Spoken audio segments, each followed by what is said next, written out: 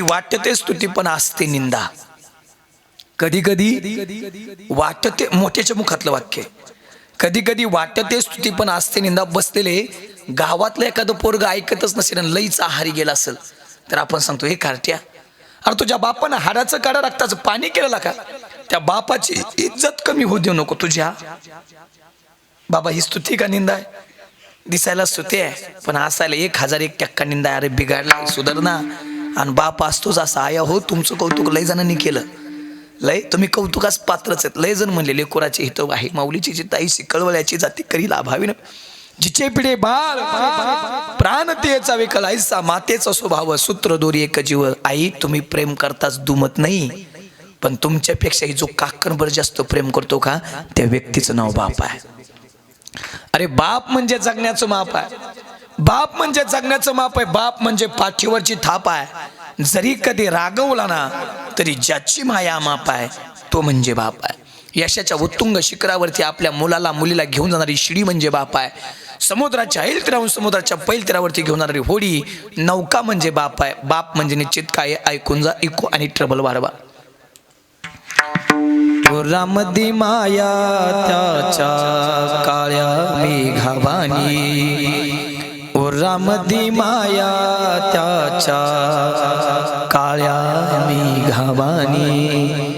दाखविना कधी कुणा डोळ्यातल पाणी. जिजो जिजो संसाराचा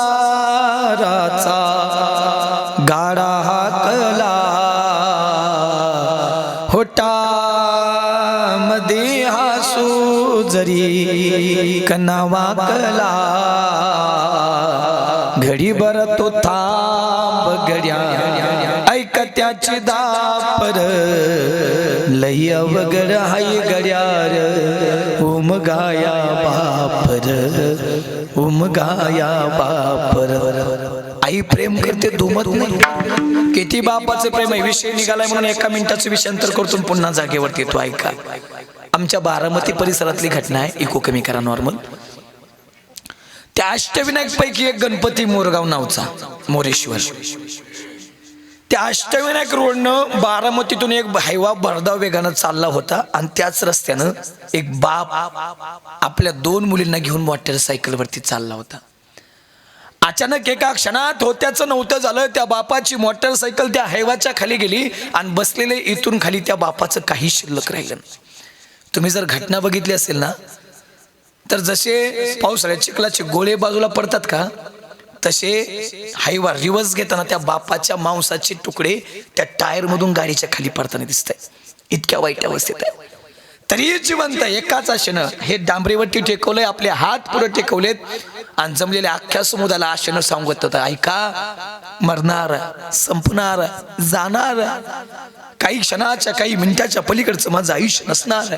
ऐका ना, मी मेलो तर मला मरू द्या, पण माझ्याकडे बघत बसण्यात वेळ वाया घालवू नका. मला इथंच राहू द्या आणि जगून तरी आता शरीरात राहिलं काय. पण ऐका ना, माझ्या 2 मुली कुठे उडून पडल्यात बघा. आणि त्या 2 मुलींना उचलून घेऊन जाऊन त्या 2 मुलींना दवाखान्यात न्या, त्यांच्यावरती उपचार करा आणि माझ्या मुलींना जगवा. हे बसलेले मरताना सुद्धा ज्याच्या डोक्यात फक्त आपल्या लेकरांचाच विचार असतो का, त्या व्यक्तीचं नाव बाप आहे. आनंदा महाराज घटना एवढ्यावरती नाही थांबली. आता त्या 2 मुली मरतात, तो बापही मरतो, त्यांचा अंत्यविधी होतो आणि हा धक्का सहन न झाल्यामुळं त्या घरातला वृद्ध आजोबा सुद्धा जाग्यावरती आपला प्राण सोडतो. बसलेले प्रेमातली सगळ्यात शेवटची व्याख्या प्राणार्पण. याच्या पलीकडे प्रेम नाही सांगता येत. बापाने ती खरी करून दाखवली. याच्यापेक्षा बापाचं प्रेम काय सांगावं. जरा माफी मागून बोलेल मी. सर, आज आमच्या 18, 19, 20 वर्षाच्या मुली 1 वर्षाच्या मुलाच्या प्रेमात बुरळल्या आणि आयुष्यभर आपल्या आई वडिलाच्या प्रेमाला मुकल्या. कितीतरी उदाहरण आहेत. माझ्या गावाशेजारचं उदाहरण आहे. बापानं मुलीला डॉक्टर केला, मुंबईला पाठवली. मुलगी शिकली आणि माघारी आली शिकून. पण ज्यावेळेस शिकून बाबा घरी आली का त्यावेळेस बापाच्या सकाळ सकाळ पाया पडायला गेली, पण तेवढ्यात तिच्या गळ्यातलं मंगळसूत्र खाली पडलेलं दिसलं बापाला लोंबताना. बापानं मुलीला विचारलं, हे तायडे काय बाबा, शाळेतच एका मुलासोबत कॉलेजचं लग्न केलंय मी. बाबा तुम्हाला विचार नाही, माफ करा. ए लेकरा, त्या गळ्यातलं मंगळसूत्र काढ. हा बाप जिथं म्हणेल तिथं लग्न करावं लागेल. काय कमी केलं ग तुझ्यासाठी मी? बाबा नाही शक्य. भलंच तिला मंगळसूत्रानं मलाच काढायला लावू. बाबा दुसऱ्या दिवशी रात्री पोरीनं घर सोडलं आणि पळून गेली. 10 दिवसांनी पोलिसांनी तपासांती तिला पकडून आणलं आणि हिच्या आई बापाला घरच्याला सगळ्याला पोलीस स्टेशन मध्ये बोलवलं. पण घरची जायच्या अगोदर त्या पोरीनं त्या पोलीस स्टेशन मध्ये पत्र लिहून ठेवलं होतं. फिर्याद दिली, या जगात मला सगळ्यात जास्त जर धोका कोणाकडून असेल तर माझ्या आई बापाकडून आहे. मी भावनेचं कधी भांडवल केलं नाही, घडलेली खरी घटना सांगतोय मी. बापाच्या हातात पोलिसांना गेल्याबरोबर पत्र दिलं आणि बाप पत्र वाचायला लागला. सर जसा अजून ते पत्र वाचल्यानंतर बाप अंथरुणाला खेळलाय का, जसा कोमात आहे का, तसा बाप बाबा अजून 10 वर्ष झालं त्या कोमातून बाहेर नेला नाही. काय चूक आहे त्या बापाची यात?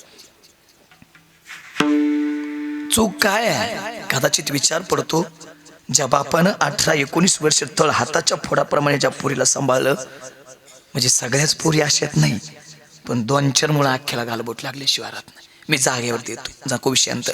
ए तुझ्या पाया पडतो, त्या बापाची इज्जत कमी होऊ देऊ नको. लागून या पाया विनवितो तुम्हाला. करे टाळे बोला.